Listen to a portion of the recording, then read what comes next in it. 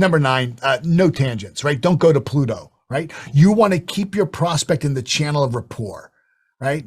And when you go off on a tangent, it breaks rapport. So anytime you go off on the tangent or you allow your prospect to go off on a tangent, you're taking yourself and the prospect out of the channel of rapport. In other words, here's what you're doing is while we're in the sales conversation, if your prospect says, we went to Vail for skiing, and you jump in and say, oh, well, my husband and my wife, or whatever, my wife and my husband, me and my kids, whatever it is, we go to Vail too. And now all of a sudden you start talking about Vail. It has nothing to do about the topic at hand.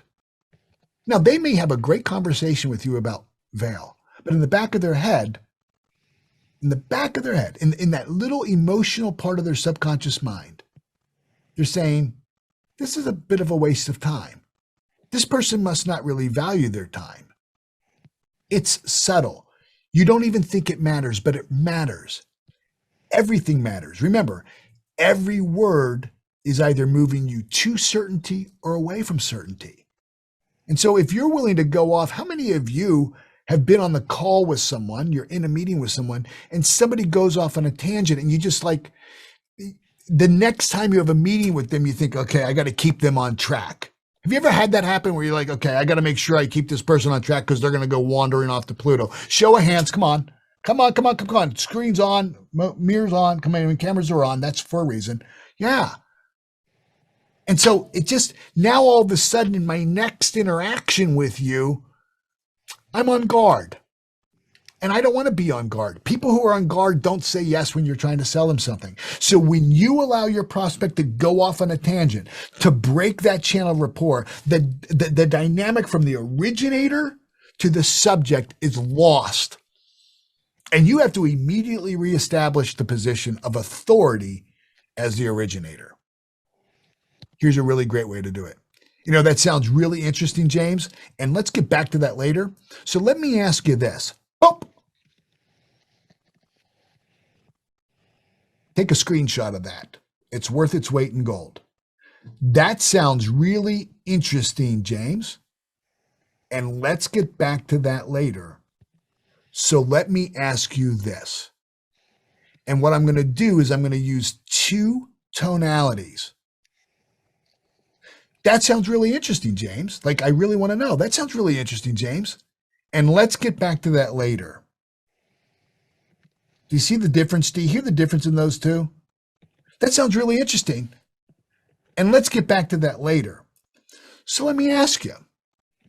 Now I'm going into reasonable Manton. So let me ask you.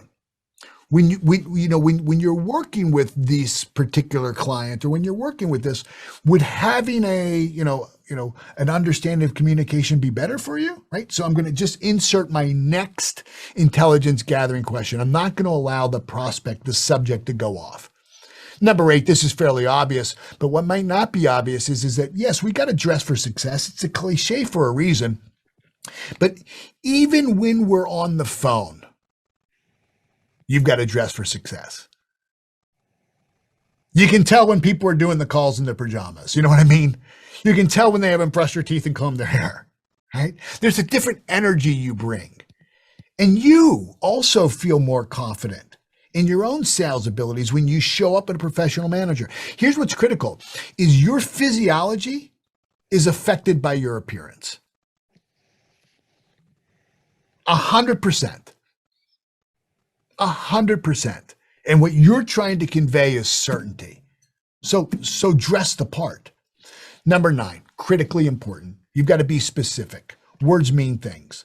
So when a follow-up is necessary, and it almost always is, it's critically important to be specific when scheduling an appointment. So you're not going to say, let's talk next week.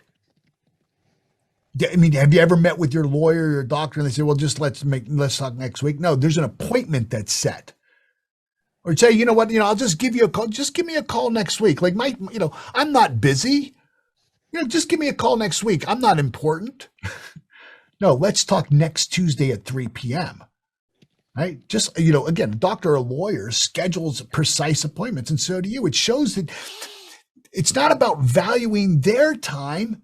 It's about showing them that you value your time, because the absence of that projects that you're not a pro. And people don't want to buy from somebody who's not a pro. This is about maintaining rapport and what we call the gap of interaction.